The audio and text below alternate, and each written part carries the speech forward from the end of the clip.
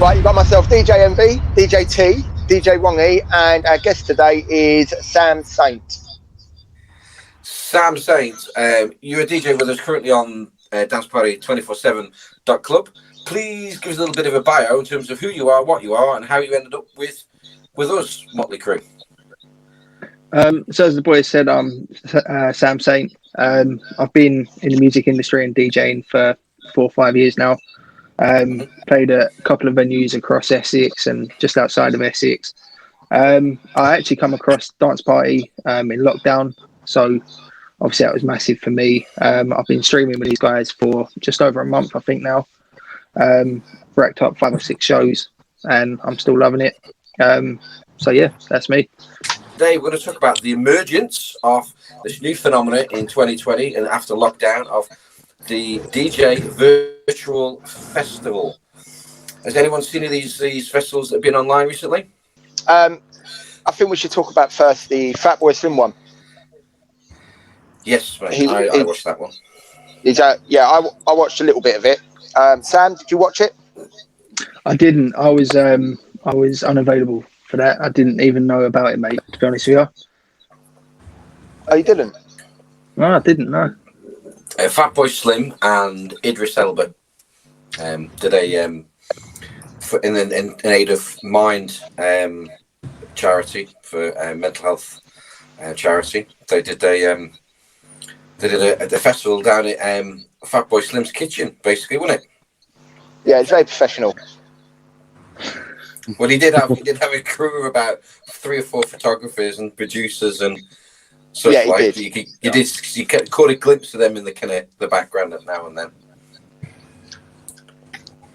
So I'm sure he's got the space for it anyway, isn't he? He has, yeah. Obviously, he's not poor, is he? No.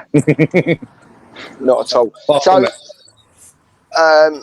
Sam, do you want to go first in regards to what you think about virtual festivals, the benefits, the downsides, and just in general what you think about them? I certainly think, obviously, it's, for the meantime, the new normal, as so much stuff is. I certainly think they're a great way to connect with, obviously, certain music lovers and music lovers across the world, no matter what type of music you're into or what you listen to. And obviously, as a professional artist, it's a good way to connect with your fans as well. And I think it's been a bit of a learning curve for everyone in the music industry, from camera artists and recorders, producers, the whole lot, the whole spectrum has just been turned upside down. But I think in a way, I watched part of Defected's live stream, and it was actually quite nice in a way for me to be in the comfort of my own home, but also feel like I was at an event at the same time. And I certainly think it's worked a lot better in some ways. Obviously, the downside of it from a watcher in myself was that I wanted to be at the real thing. You kind of don't want to be sitting in your house day after day watching live streams of people when you want to be at the real thing. But we can't do that right now, and I certainly think live streams are a great alternative. And it's viable as well. It's very viable. You got fed up with too much carpet dancing. You want to get on a sticky alcohol-filled dance floor. Yeah, alcohol-soaked dance floor. I think everyone misses it. I think that's the bottom line of it, really. From my point of view, is we all miss the live events, whether you're an artist playing at the live event or a spectator watching. It's the whole vibe. Yeah, it's the whole vibe that goes with it.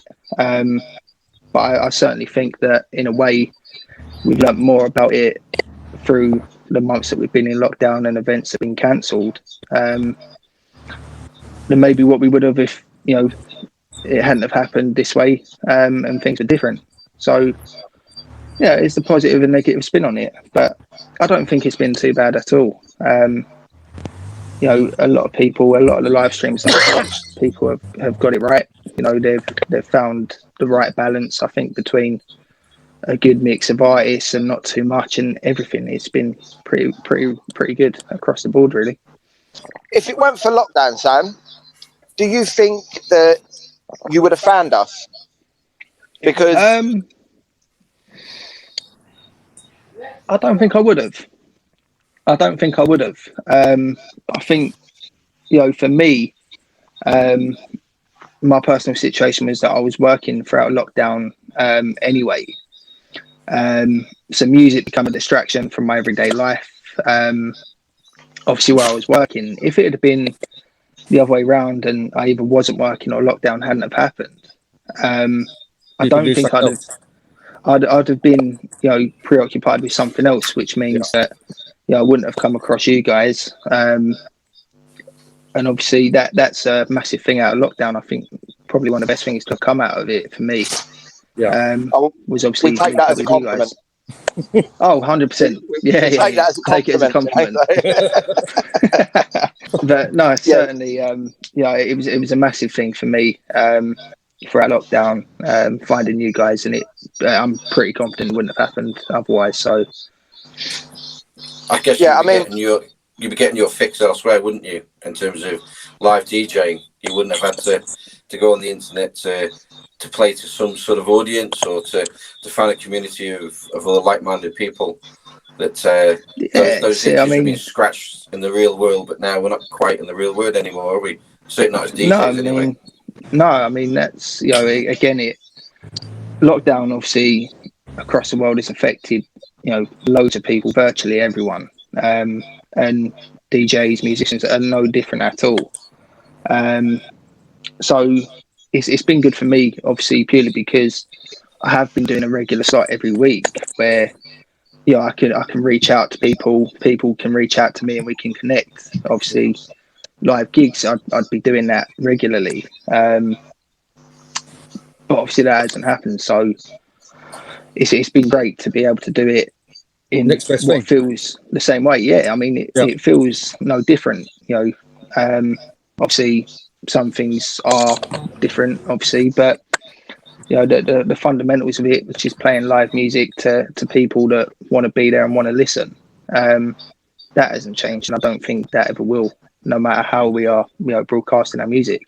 No, I mean, one thing that was big for myself, T and Wongy, was I had stopped DJing for years, and it was due to lockdown that it brought us three.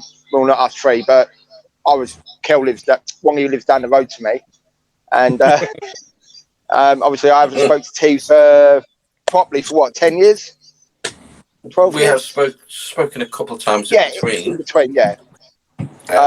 The last time we spoke were 5 years ago when we asked me to do your wedding for you. And what did you say? I was pre-booked with my sister on that day, show wedding. So the way on. Hang on, and then what did you say after the wedding? I would, from a DJ point of view, I think I would have. Very clever there, mate. Very clever.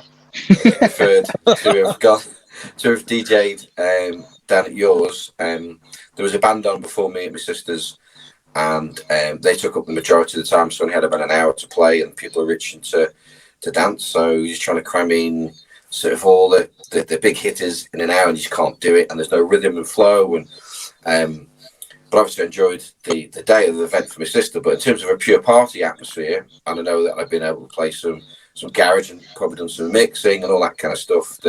Well, I wouldn't expect anything less, mate. So it'd have been obviously completely different. It'd have been, to be fair, it'd have been unusual for a wedding. I've been at a wedding before today, and I've asked to play some trance and to mix some trance and stuff like that. Again, out of the usual, but again, there were a lot of club goers, so they said basically after about 9 o'clock, we want just pure house and trance. You just go ahead and mix it. We don't care what it is. I'm sure you'll have some bangers in there. We'll enjoy it. So that was weird because I could actually just properly mix, which I'm sure that I would have done at yours. But I'm sure you had a good time with that, didn't you? Yeah, of course. No, the answer is no. My mummy always told me not to lie. Yeah, you had a good day no matter what. I mean, so because of lockdown, obviously, like I said, it's brought us three back together as a unit. Well, me and T as a unit, because we've done stuff in the past. in regards to Electro Sounds, Fat Beats, UKG Soldiers, Sunrise. Sunrise. We've done all sorts of bits and pieces in the past. So I weren't involved in that. So yeah, lockdown's been good for us, and the whole virtual thing with the virtual festivals and the virtual streaming and everything has been good for us as well, isn't it? In that sense. Yeah. I don't know how the listener feels, because obviously, like Sam said, they're not going out, they ain't got that atmosphere. Yeah. I think everyone just makes the best out of it, don't they? If you got the right numbers and it's done correctly with a bit of production behind it, like on the Fatboy Slim, when you get to that kind of level, he had a Zoom party and he obviously had a window, a TV screen where you could see all the people, and there was obviously scrolling through the people. I've seen David Guetta from the top of the Empire State Building do a stream, and again he had a big screen which you can see on the camera, him DJing and looking at the screen, so he's getting a bit of feedback. So obviously that's probably as close as you would get, because you can interact with other people rather than just looking at a screen and no one looking back in at you.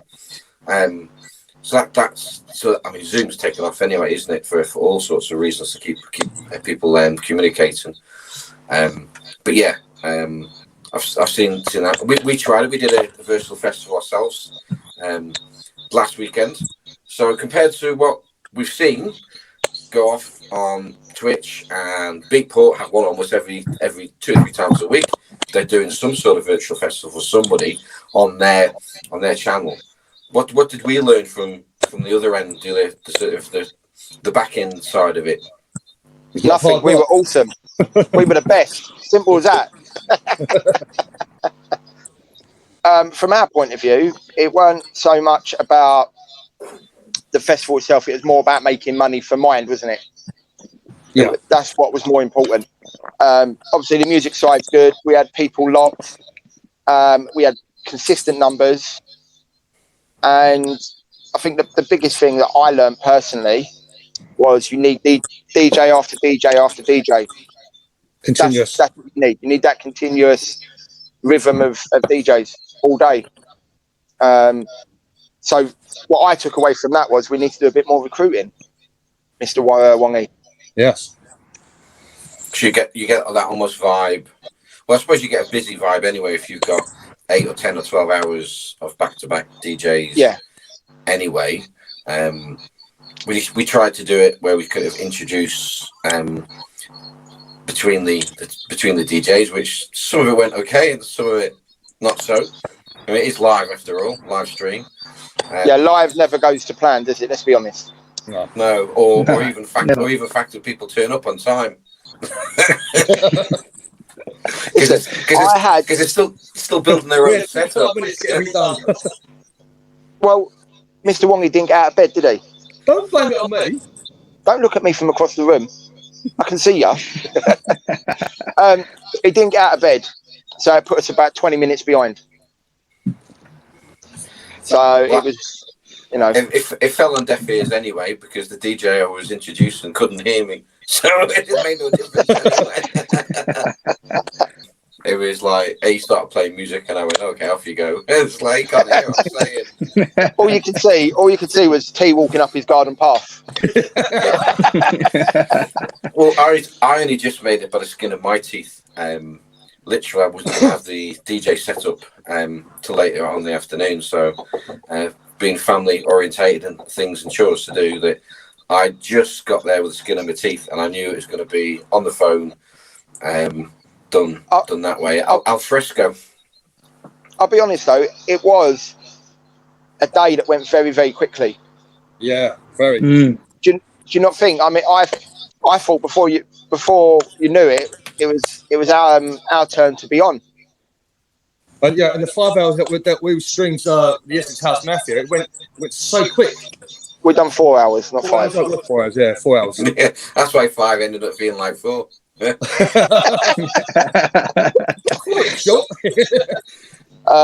Then Destiny did an hour of that, Garrett. So realistically, you're only for 3.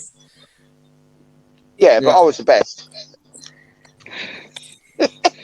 Whatever. Don't listen to the cripple in the corner. Don't listen to the idiot in the other corner.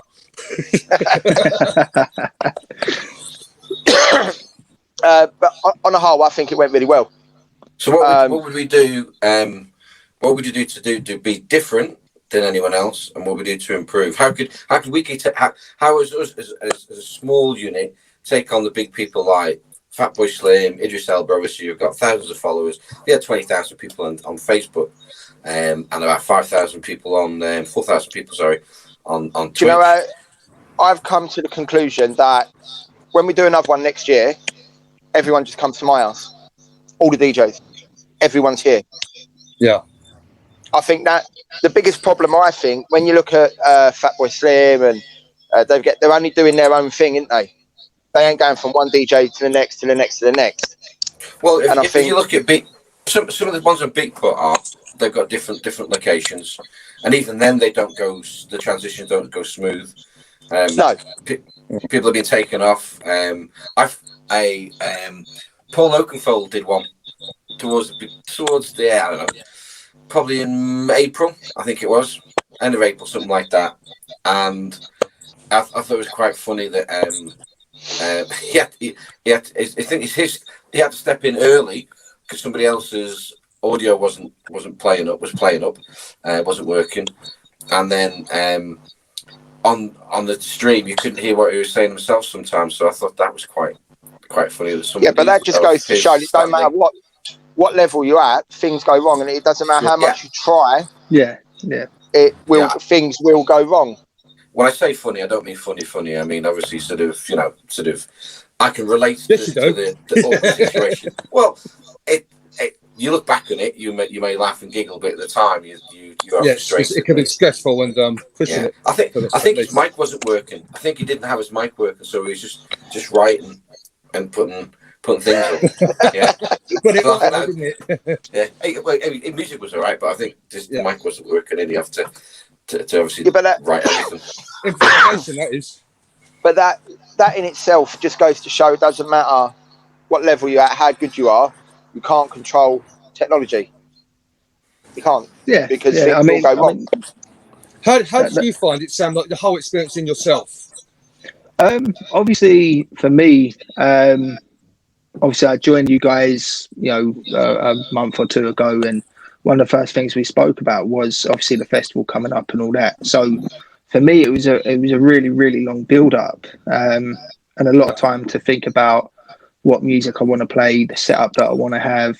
And obviously as we got closer, we started talking about it more and getting the running order and all that. So obviously on Saturday come, and I was actually a bit kind of clueless as to what to expect because you just don't know, it was a thing for us that, it was something that we hadn't done, coming out of lockdown and all that. So, and it obviously is, we live stream every week and we have different people live streaming, but it didn't feel the same. Different ball game, wasn't it? Different platform. Yeah, as part of the festival, it wasn't the same as your normal live stream in a week. But I don't. You decided to change things up, didn't you? You decided, right, I want to take it to the next level, rather than being upstairs in your loft or attic, whatever you want to call it, in your studio.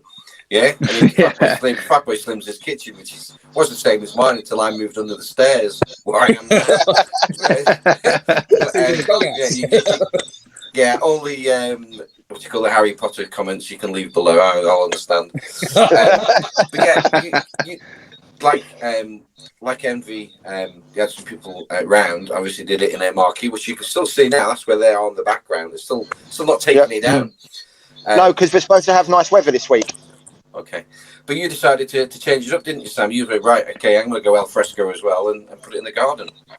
Yes, I mean, obviously, I've known about it for a long time, and I said to a couple of people, look, 30th of August, we're doing this charity festival. Why don't you come around, see what it's like? And obviously, for me, I think it was a big thing actually playing to real life people that are there, in person.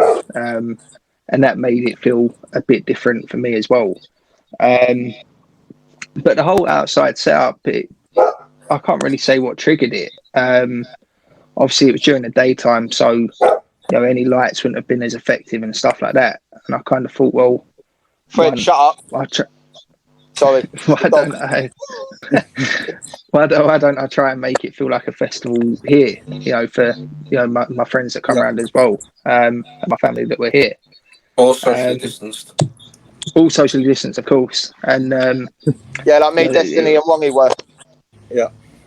it was obviously a massive thing, for the whole station as well. You know, so I think that was what I liked about it, was that everyone done their bit to contribute in some way, Yeah. no matter how big or little. Even the fact that when people couldn't turn up, had done a pre-recorded set. Yeah, Yeah. with Yeah, Victoria I mean, V.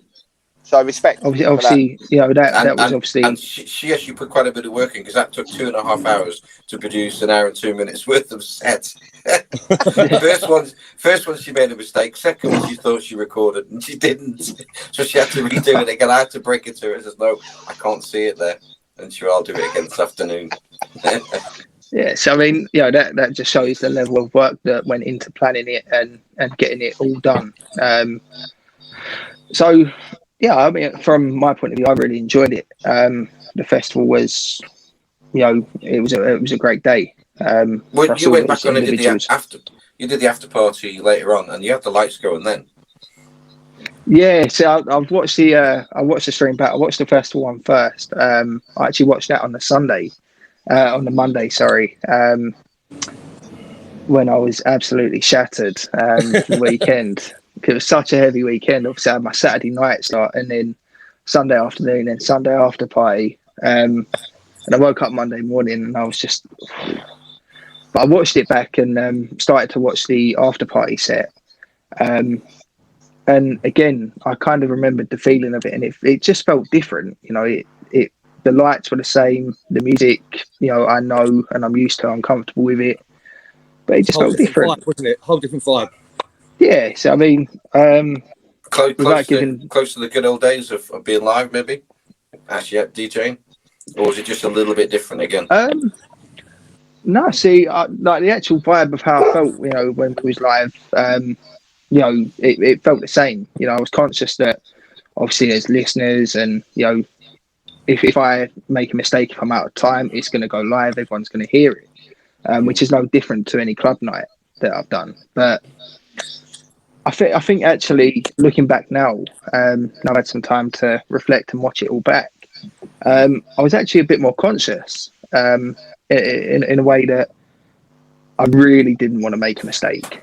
Obviously, no one does a set and plans to make a mistake, but you really don't want to make a mistake. So I'm back in the garden tomorrow night as well. I'm deciding to keep that for the next, hopefully, couple of weeks. It was a little bit cold last week. Started off with a jumper, and then about halfway through, my missus, I could see her shivering in the darkness. So I had to take my jumper off and give it to the missus. But by that point, I was warmed up anyway. I was raring to go. Yeah, he was jigging about like a good one. Oh, mate, that's it. After, It's called go with the what was flow. it? We started at 11 o'clock, and obviously I was there for the whole thing, even when I weren't playing. It was on in the background, and I was listening. So you've had music going for hours and hours at this point. I mean, 11 o'clock till 14 hours in total. Yeah. So I mean, it was it was 9 hours by the time I'd done the after party set at 8. And that was it. I was in a good mood from 10:30 Sunday morning. That carried all the way through. So obviously, by the time I got to the after party, that was it. I was raring to go. Rocking. Yeah, absolute rocket, mate. But no, it was just such a good feel, good vibe as well. And I think that I'm hoping that it was the same across the board for all the other DJs and obviously the viewers as well. I enjoyed it. My end. I had a few people around like you did, Sam. Not many. Probably 8, 9 people. Didn't have loads. And I don't know about you, T. Did you have anyone around? No, I just did. They set from here in the under the dungeon under the stairs. Sweatbox. Yeah, the sweatbox, boiler room, whatever you call it. Yeah. What I found is that it doesn't surprise me to a degree that somebody had a technical issue because of the nature of the event and how many people are involved. That it doesn't surprise me there was a technicality. Try to help the people out with that technicality. Eventually, was sorted, and then go to set myself up, which I'd practiced a couple of times in that week, but not done everything exactly as it should be, as in all in one go at the right time. So the assumption, obviously, of making an arse of me and you came to bear, and one of the softwares had done an update and didn't allow to share the camera as where before it was sharing the camera. We should have picked that up on doing a technical issue solving session a couple of nights before, which took us over 6 hours to get us nowhere. So I had to then go through a web, the internal cam on the laptop, which all of a sudden, I'm in a really confined space here anyway. I've got a wide angle camera which can just make it just about work. I mean, really stretching just about work here. And then you've got an even punched in view of the webcam because it's not wide angle.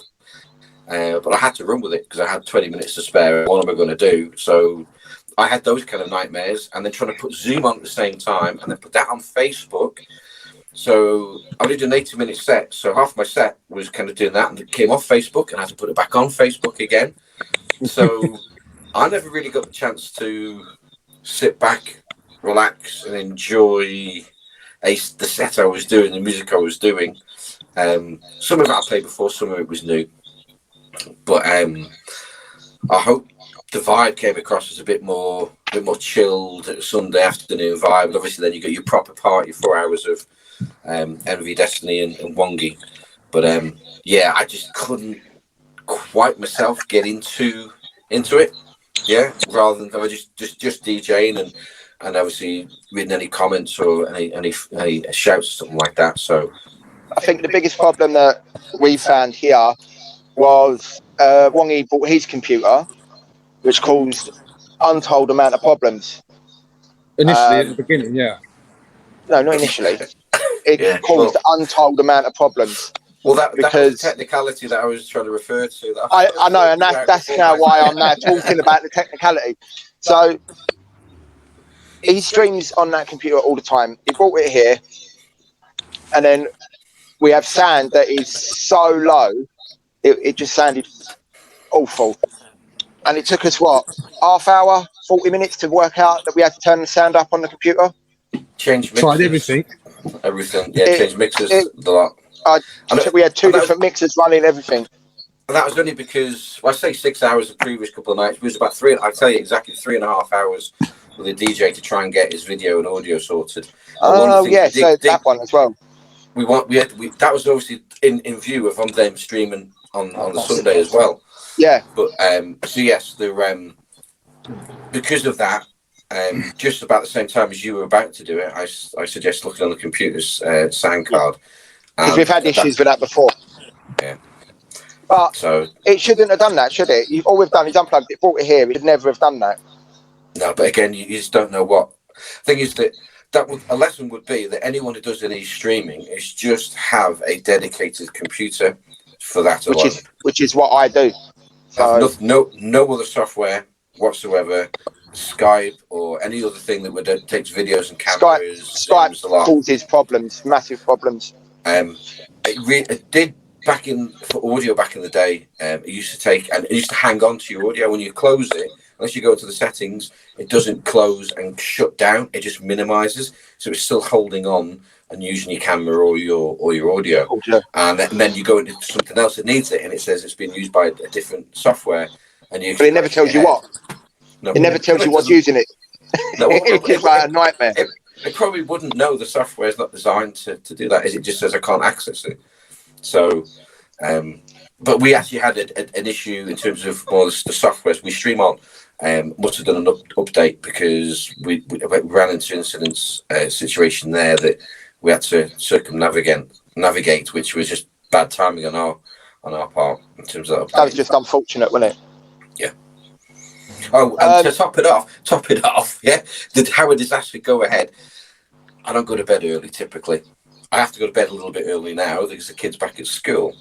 But at 4 o'clock in the morning, when I go to check our website and it's not there, Yeah.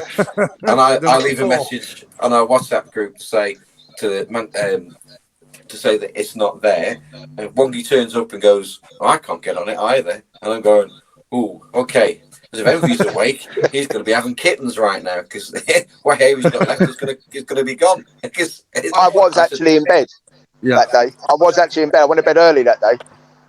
But anyway, I just hoped that it was. I looked, the error came up, and I googled like you do what the error is, those exact words, and I kind of fathomed out that it's probably a system update. It's a server at their end, nothing to do with us or anything like that. It's a server issue.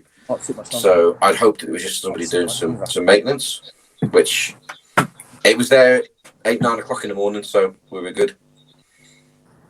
Yeah, I mean, it's good that it was there. It was very stressful that time of morning. Didn't know it was going to be on. I think So, yeah, the whole day. you can see behind the scenes that I'm going to do a DJ set and having 3 or 4 significant issues over the last 2 days beforehand. It's like just the DJ was the easy part, but even then I wasn't switched off to doing other stuff, so I couldn't get into what I wanted. Sorry, T, I've got to stop you. Look at Wongy. Look, he keeps disappearing. I can't sit for much longer. My shoulder's really doing. He keeps disappearing in the dark. Oh, yeah, he's in the dark. You can't see him. Thanks for listening to the Dance Party 24/7 podcast. I've been your guest, Sam Saint, with DJ Envy, DJ T, and DJ Wongy. Remember to hit the subscribe button, the like button, and put your comments below. Thank you for watching. Okay, so I'm DJ Wongy. To that way is our guest DJ Sam. And there He's done it again. is DJ Chris. on audio. When this comes out on audio, there's no one there. To my right, let me start again. nobody there. Okay, so I'm DJ Wongy. To that way there is. No. Right. Do you want me to do it? Go on, you do it.